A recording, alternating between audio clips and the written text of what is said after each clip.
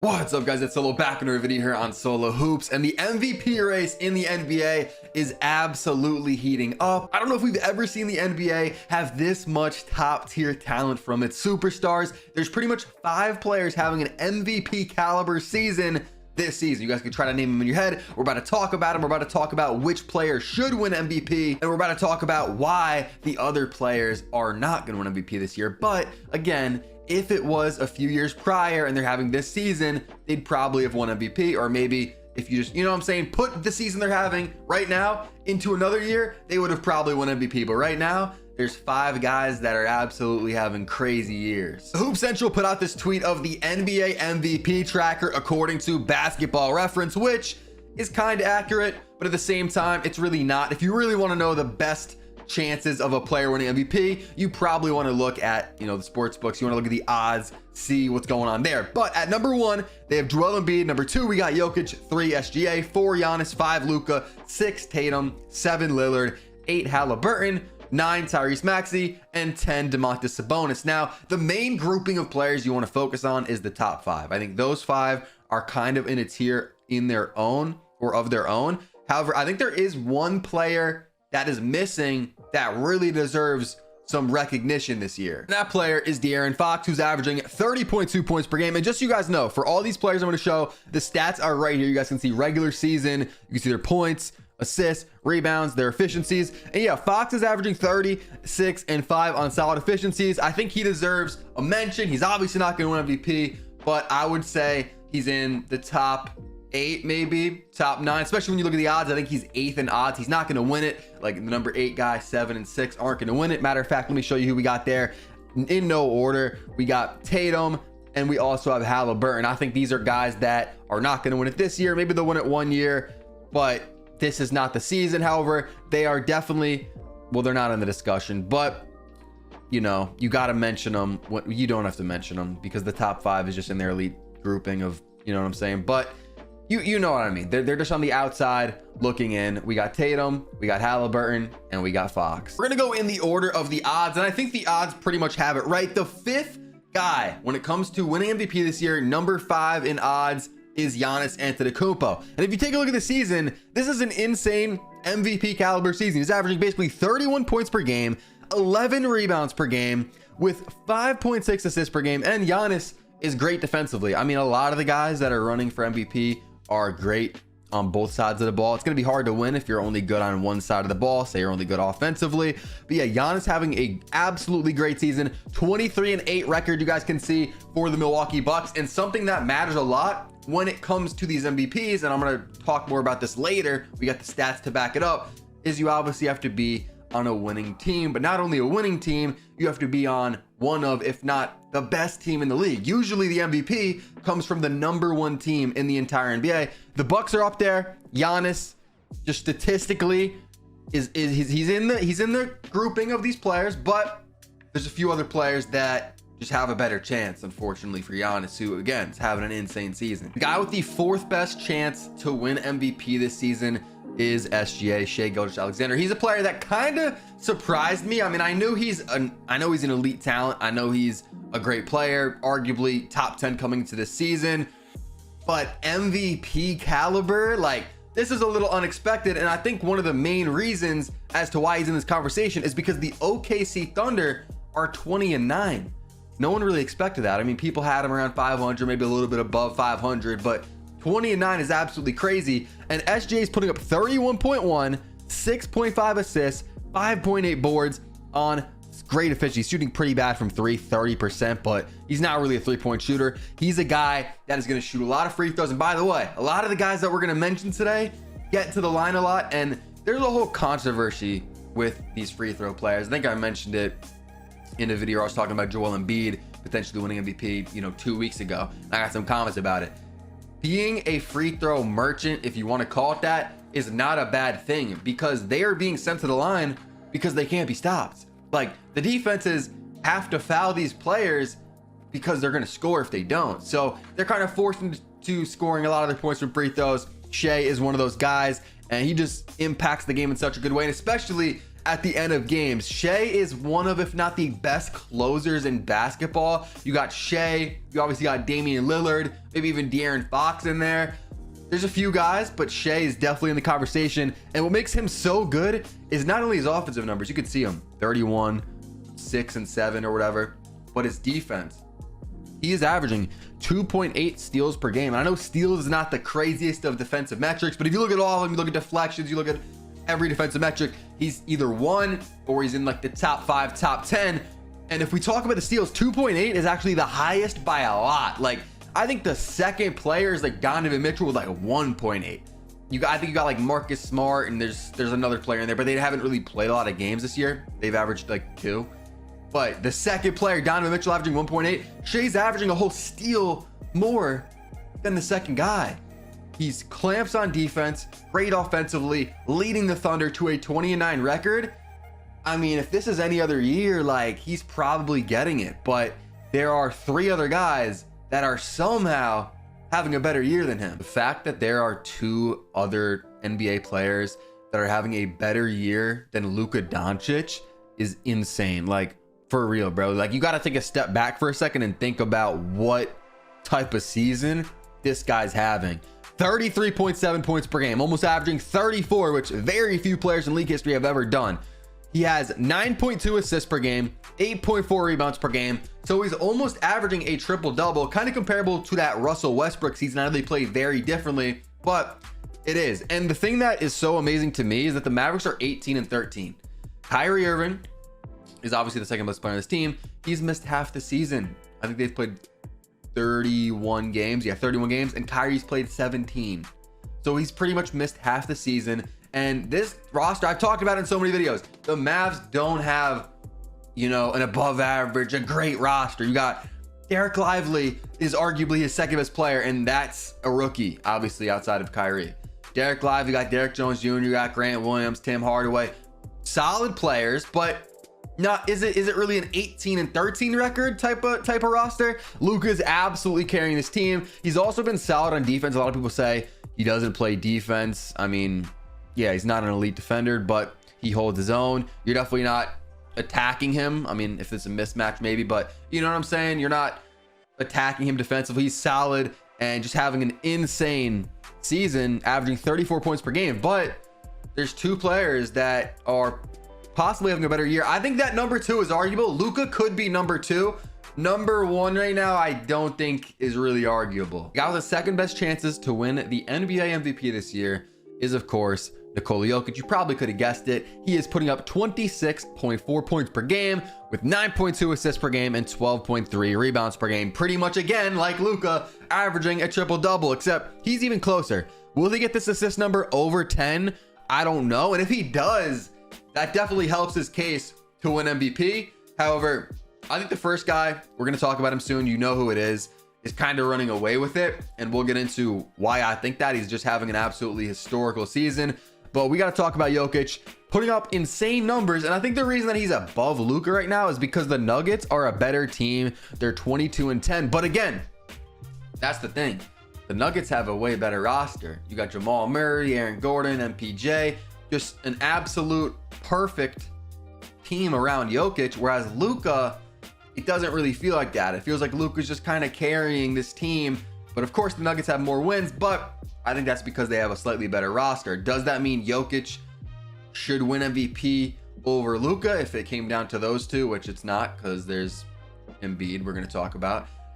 I don't know. Jokic is currently holding the number 2 spot when you talk about the odds to win MVP, but it kind of feels like Jokic isn't even, as of lately, like the last month, last few weeks, he hasn't even been playing like, you know, like full potential Jokic. You know what I'm saying? Like, it kind of feels like he's just coasting, and that's another thing. Like, if we're going off recency bias, Luka's been on an absolute tear the last few weeks. That doesn't mean he doesn't deserve to be in the MVP conversation, but Luka may slow down. I'm not saying he will. He probably won't. Maybe a little bit, but Jokic is a player where I feel like he could turn it on and go even crazier than he has been. Like, he's been kind of slumping for Jokic's standards the last few weeks. And we have the guy that is most likely to win the NBA MVP this year, the reigning MVP. We have Joel Embiid. And I just realized that I don't think the stats were on the screen, so I'll have to pop them up, but they were not showing. Joel Embiid averaging 35 points per game. That has not been done by many players ever. We're going to talk about it. I have the statistics to back it up. We can see all the players that have done it in an NBA season. 35 points per game with about 12 rebounds per game, 11.7, 6 assists, which is insane for Joel Embiid. He got that number up. 2 blocks per game, 1.2 steals. Very solid player defensively, but obviously where he goes craziest is on offense. He's averaging 35 and 6. Insane. And on good efficiencies too. 54%, 35 from the 3, and 89% from the free throw line, which is absolutely insane for a center. I know obviously a lot of people call him free throw merchant. He has his haters when it comes to the MVP race, when it comes to that type of stuff, because they say he's boring, and boring doesn't really matter when you talk about MVP, but they say he's boring. He gets all his points from the free throw line. Yeah, he gets his points from the free throw line because nobody can stop him. You know what I'm saying? If you don't foul him, he's gonna get a layup. He's a player that's insane in the midi. He's kind of mastered that kind of close shot midi jumper, little fade away. But yeah, if you don't foul him, he's probably scoring on you. He's a player that is pretty much giving most teams 40 every night. I mean, I guess you could say 35 points because that's his average. But something with him is a lot of people are saying he's ducking teams.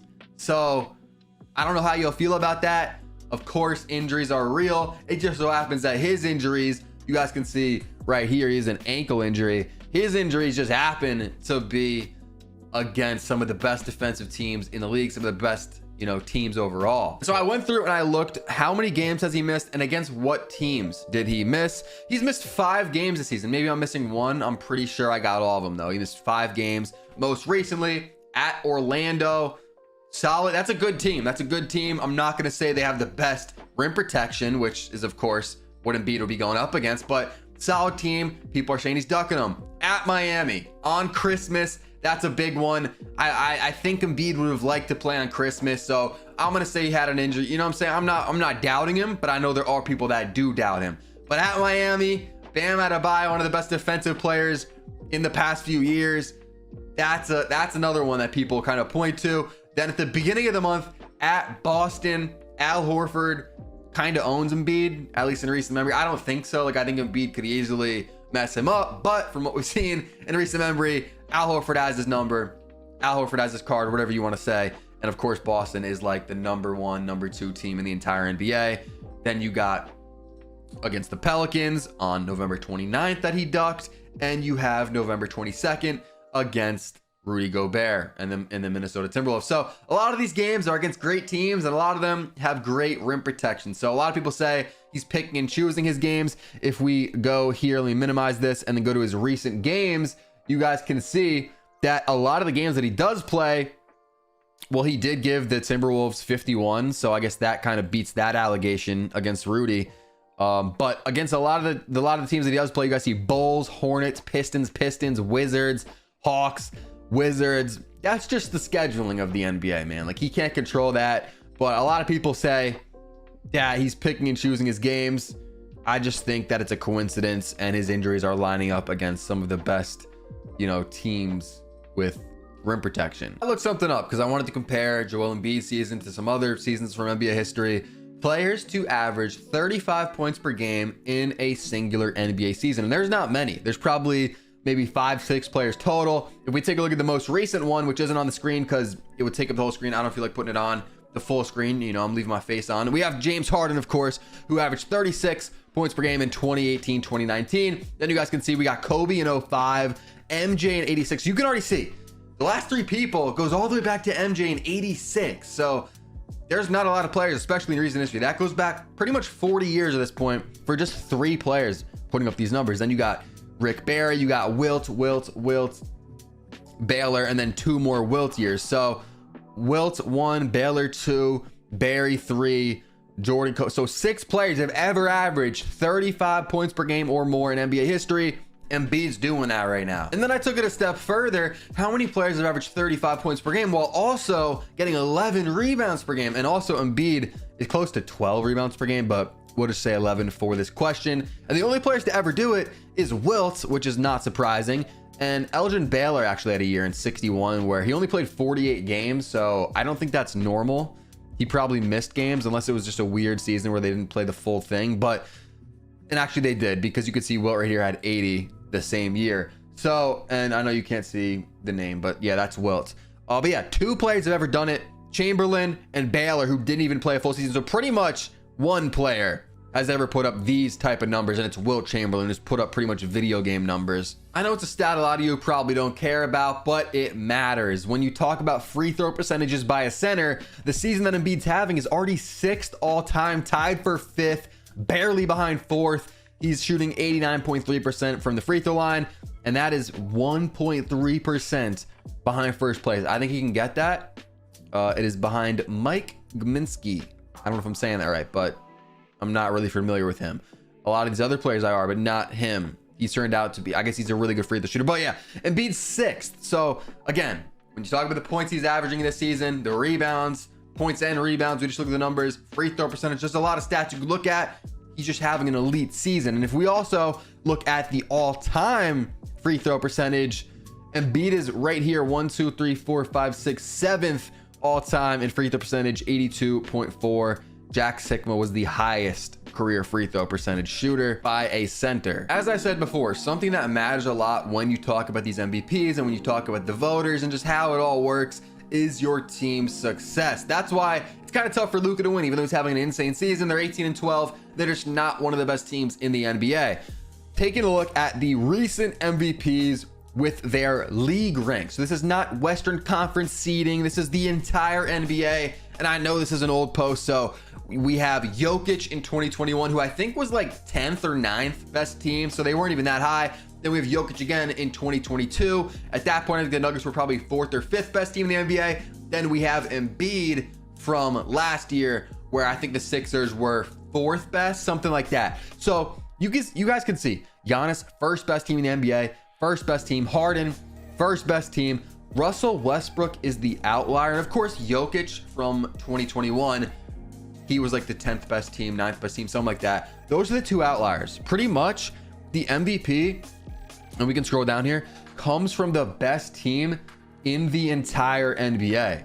If not, maybe 2nd best. Sometimes you'll see 3rd or 4th best, but it's rare. It's Westbrook, where he had an insane season, averaging a triple-double. I think it was the first one ever throughout a whole season. I don't know if Oscar did it, but I don't know. But I think Russ was the first. Maybe Oscar did it. But you get what I'm saying. Absolutely insane statistical seasons. The season Jokic had in 2021. Those are the outliers. I think Embiid, I don't know where the Sixers are going to finish, but let's say they do finish 10th. Could Embiid win it if he's averaging 35 and 12? I would say yes. Although we have seen Harden not win it, I believe, when he averaged 36 in a season. It's just tough. Let me know in the comments. Do you guys think that the team success will play a heavy factor? Like if Embiid averages 35 and 12, but the Sixers are the 10th best team in the NBA, do you think that if, you know, Jokic is on the best team in the NBA come the end of the year and is putting up similar numbers that he's putting up now, does Jokic get it? I don't know. That's tough. That's tough.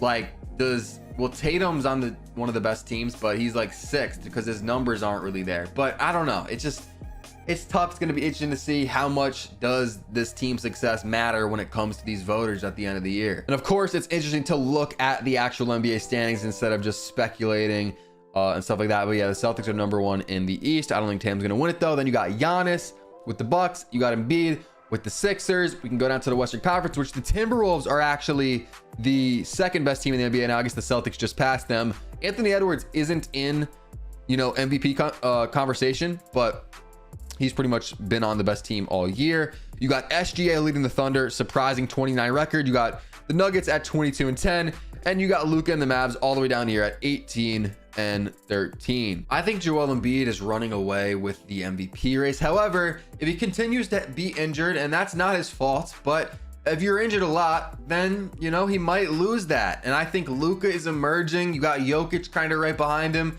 I think Embiid's running away with it. Of course, if he can continue to play. If he keeps missing games, then I don't know. He might lose it. But that's the only way, I feel like. If Embiid keeps playing, he's looked so unstoppable. I don't think he's really going to lose the MVP. It's crazy how much top tier talent or just MVP seasons we're seeing from different players. But again, only one player can win it. Let me know in the comments. Who do you guys think is going to win it come the end of the year? I got to go with Joel Embiid, of course, unless he starts to deal with this ankle injury a lot or just keeps missing games.